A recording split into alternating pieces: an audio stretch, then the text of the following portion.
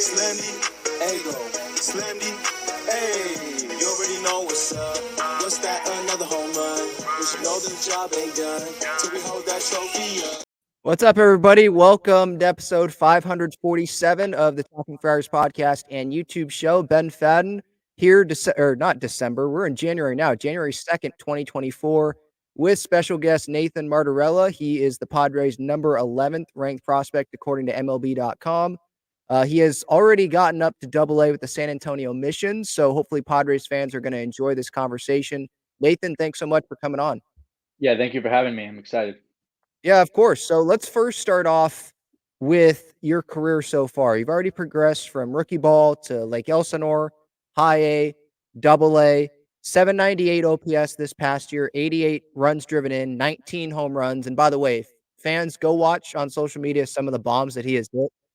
Some of these have been absolutely crushed. It's one thing to do it with a metal bat at Cal. It's another to be doing it with a wood bat in the minors like that. So, yeah, he Thank definitely you. Yeah. bombs. Do you set expectations for yourself, like, going into a year, and did you meet expectations this past season? Yeah, for sure. Every offseason, you kind of break down where you're at in life and what you want to go into. And I set goals going into the season. And yeah, I for sure met some of them, didn't meet all of them, but I'm just going to keep pushing and keep going off of that. But I definitely set goals, and I'm very goal oriented type of guy.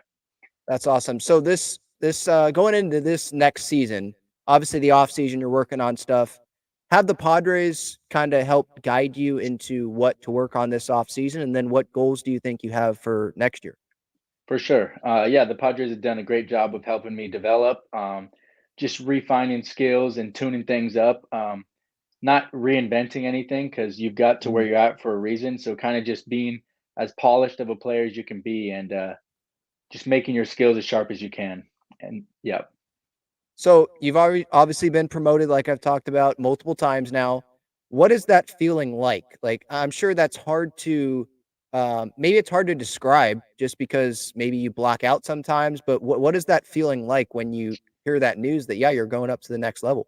Yeah. I mean, when you get promoted, it's obviously a great feeling because as the minor leagues is like where you're at, you want to win where you're at, but you always want to progress and try to get to the major leagues. So, yes, you're going to be where your feet are. Like when I was in Fort Wayne, I was all in on Fort Wayne. I wanted to win a championship in Fort Wayne, and then when I got moved up to Double-A, it was the same thing. Like just want to play winning baseball because when you play winning baseball and create that culture, you're gonna have success for yourself, and then all of the team will have success too. So it's a great feeling, man. It just feels like all the hard work pays off when you get promoted, but you can't get like stagnant. You got to keep going. Yeah, for sure. Another guy that's been promoted is 17-year-old Ethan Salas, and he was up with Double-A there at the end of the year, getting that. And you talk about like that experience there, and you guys all pretty much being together, like all the top guys, almost all together. I think that's pretty. Is that unique around the minor leagues? Because the Padres, they did it once in that first rebuild that they had with AJ under control of everything, and now doing it again with this group of guys, and Yeah, hopefully it works out better than it did this past time. yeah. But do you like that AJ and the Padres, you guys have done this, forming this group of guys at Double-A right now? Yeah, I mean, the team that ended the year in Double-A, like those are some of my best friends, and it's so easy to root for someone that has the same goal as you, and they want you to succeed just as bad as you want to succeed, and you same thing for them. Like those are all my great friends, and I have nothing but respect for everyone in our org, but especially those guys, man. Like just seeing the same work ethic as you and the same goals, it's great to be around, and it's a good thing. Can you tell that Ethan, by the way, is a different 17-year-old? Like, what stands out to you about Ethan Salas? Yeah, I mean, he's a very mature kid, and you guys see the skills for himself. He's a great player, and he's only going to keep getting better. And he's a hard worker, just like us. So I'm excited to see what he comes into as well. What's his personality like? He's just a laid back, chill kid. Like I said, he's a kid. He's only 17, but yeah, he's good. I got close with Ethan this year, and a great kid. So also teammates that you have, Graham Pauley, who's been on the show, Jackson Merrill, Jakob Marsee. What stands out to you when you watch those guys play? Let's start with someone like Graham Pauley. Yeah, I mean, Graham's a gritty player, man. He's not too flashy, but he can get it done at anywhere on the field. third base, second base, left field, and he just rakes. He works hard, man. Same thing with Merrill and Marsee. Like those are my good friends, and we all just work hard. And it's easy to enter the building every day with those guys, knowing they're going to push you, and you're going to push yourself, and you're going to push them as well. So it's a great thing to be around for sure. For you personally, we'll get to those guys again, back to them here in a little bit, but you personally, positionally, first base, left field, like where do you think that you slot in best? Obviously, you're gonna want to do whatever to get you up to the big leagues, but where hmm do you like most there?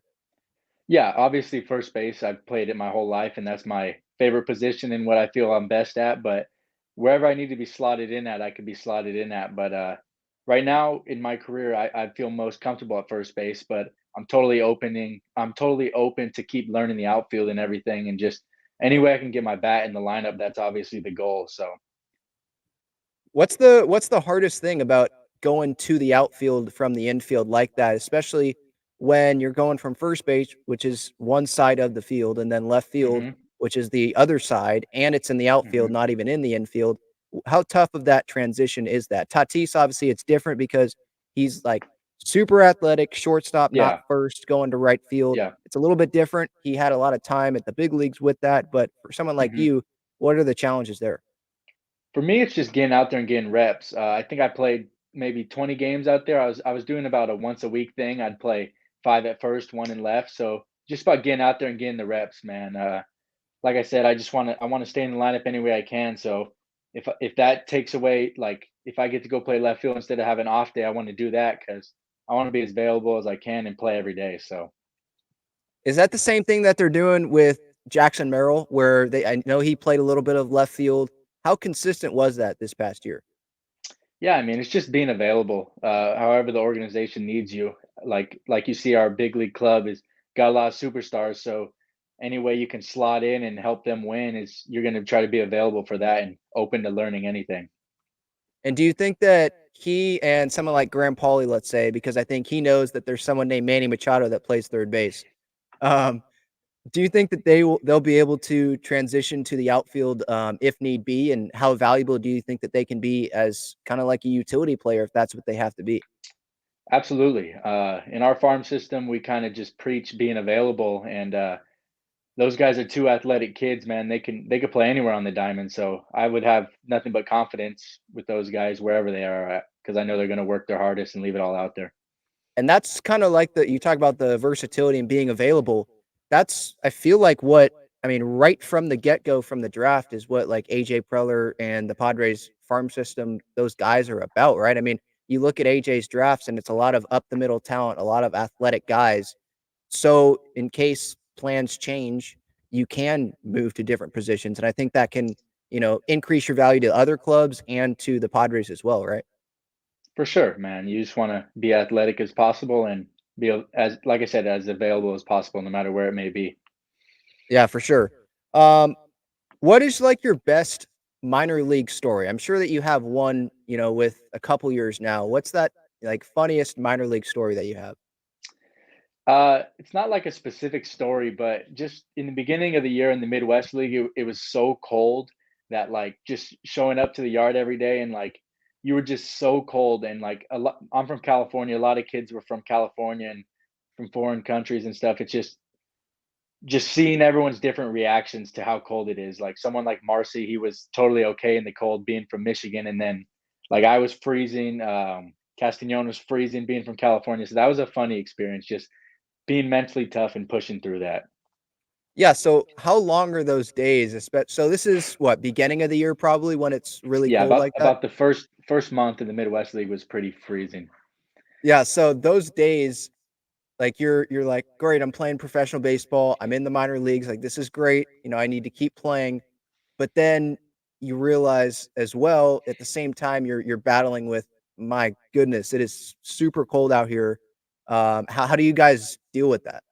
Yeah, I mean, everyone's grateful to be out there and be playing. So just cold, being cold, like it's not going to kill you, it's not going to hurt you, but you may be freezing at times. But just being grateful to be out there and every day is a new opportunity to work on something and get better at something. So you just make the most out of it. When it's cold, just push through it, and then summer's coming. So Yeah. So For you guys, like living wise, food wise, because I was talking with, I think it was Ryan Berger last year or a couple years ago, just trying to ask about what is. Has there been an update on like the living standards and how you guys are there? Can you kind of give an update on that? Like, how is your guys' situation? Because I think a lot of fans have seen stories, they've heard stories about how it Yeah. isn't the best. Yeah, I mean, I think ever since I came into minor league baseball, it's been great. We get fed like 3 meals a day at the field, and in low A and high A, you have a roommate, but when you get to double A, then it's you don't have a roommate, so you have an apartment with roommates, but just no one in your actual room. So Mhm. once you get to double A, it's you have your own room, and then going up high A, low A, you share with someone, you have a roommate. But it's not bad at all. You taken care of everything you need. Who was your roommate down there? Marsee was my roommate in Fort Okay. Wayne. Yeah. What's what is his what is his personality like He's for just a, Padres a fans? he's just a chill guy and that loves to work hard. He's all in on baseball and he just wants to be as best as he can be and not like he's just a chiller, man. He's just a chill dude and I don't think anyone doesn't like him. He gets along with everybody. That core group of us is kind of just like that. We just chill guys that want to work hard and be the best we can be. So you grew up in California. What was your team? It wasn't the Padres, was it? No, it was the Giants growing up. That was Okay. closest to me. Yeah. Yeah, so what has that been like for you, your family? Obviously, you're all Padres, but your family, are they like, "Sure, Yeah. yeah, we're root for the Padres, but, No, they're I all mean, in we're really wherever I'm Giants." at. Yeah, wherever Okay. I'm at, they're gonna be all in. So, Okay, yeah, that's awesome to hear. So, when you were growing up, what players were you looking up to? Like, was there someone that you were trying to model your swing after sometimes when you were like really young, or like who did you idolize? yeah, I mean, I watch video on a lot of guys. I'd call myself like a baseball junkie. I like to watch video of swings and everything. I love the way Barry Bonds moved when he was hitting, and but I never modeled off of anybody. Like I really wanted to be as natural as I can be at the dish. And my favorite players growing up, obviously, it was Pujols was my guy, just first baseman, hit bombs, and then. But I never wanted to like copy anybody. I wanted to be my Uh, own player. yeah. Have you had conversations with guys, let's say on the big league club with the Padres at spring training, let's say? Because I remember last year watching I think it was the D-backs Padre game spring training, and you were hitting 97-mile-per-hour fastball, to center off of a major leaguer. I think it was Ginkle. So in those moments there, like at the end of a game or you're in the dugout, have you been able to sit down with some of these players, and what have you learned if you have? Um, Honestly, last year was my first spring training, and I didn't want to like get in anyone's way or anything, so I wasn't like super talkative or anything. And when you back up a game, like I was in minor league camp, so it's not like I was in big league camp with those guys. Like I Right. know Merrill was in big league camp, so we got to create relationships with all them. But you kind of just get called over for the game, and yeah, when I'm around those guys, like obviously that's the level I want to be at eventually. So have nothing but respect for them and talk to them here and there when I can. But you kind of just stay to yourself when you're a minor leaguer backing up one of those games. I bet, yeah. I've always wondered that, like, those guys that are coming in, you get called you're obviously not at the big league camp, but you get called in. So, like, what is that like for a player, that 1 game, those 2 games, however many games they have, and you know that you're playing probably the second half of the game, when the starters are out, or you're playing the game on the road, Hmm. because the big time guys don't go sometimes to the road ballparks, even though Arizona is much better than Florida from what I've read That's what I've heard. Yeah. travel wise. Hmm. But yeah, I've always wondered that. Um, I wanted to hit you on the Padres direction. Like, I think that Padres minor leaguers like yourself probably see this as an opportunity right now with the way that the franchise is going, where it seems like with the lowering of the payroll, this is going to create some opportunities for some of these younger guys like yourself, these prospects. I feel weird saying younger because you're older than me, but these younger guys coming up, getting that opportunity to come impact the big league club. So is that how you guys see it? And is that kind of motivating for you guys to like, oh, maybe I can make an impact on the team this coming season? Yeah. I mean, obviously, like your goals are always to be a major leaguer. Like minor leagues is great, and you're gonna enjoy that time when you're there. But the reason you're in the minor leagues is to try to get to a big league club and help your team out any way you can to win. So I don't think any of us like think too far into like any of the like management and any of that stuff or which way it's going, but you just want to be the best you are where you're at that time. So while I'm a San Antonio Mission, I want to be the best San Antonio Mission I can be. And if I get an opportunity to go up, I'm going to do everything I can to help those guys out and help that club out because ultimately you're playing to be the best big leaguer you can be. Yeah. Last question here about Mike Shildt. I know that he had developed some relationships in the minor leagues going across different sites. Have you met with him? Do you have any past history with Shildt? And what did you think of that hiring? Yeah, I was super excited to hear that Shilty got the job.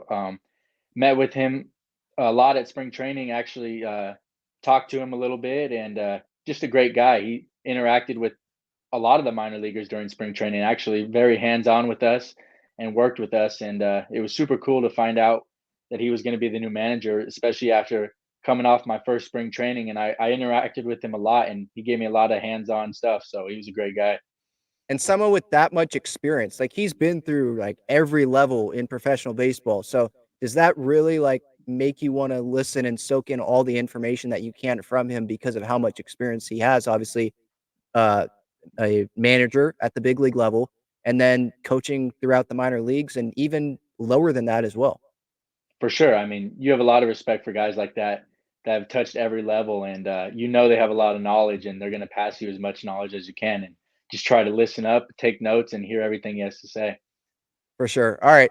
This has been a great conversation with Nathan Martorella, who is one of the top prospects in the Padres minor league system. Nathan, I really do appreciate the time. Thank you so much. Yeah, thank you for having me, man. It was fun. All right, this has been episode 547 of the Talking Friars podcast and YouTube show. Main sponsor of the show is Gaglione Bros, famous cheesesteaks and garlic fries. Their main location is on Friars Road, and they're obviously back inside Petco Park when the Padres season starts. So make sure you check them out. Thank you, everyone, for the time. Hopefully you enjoyed the conversation, and have a great rest of your night. See ya.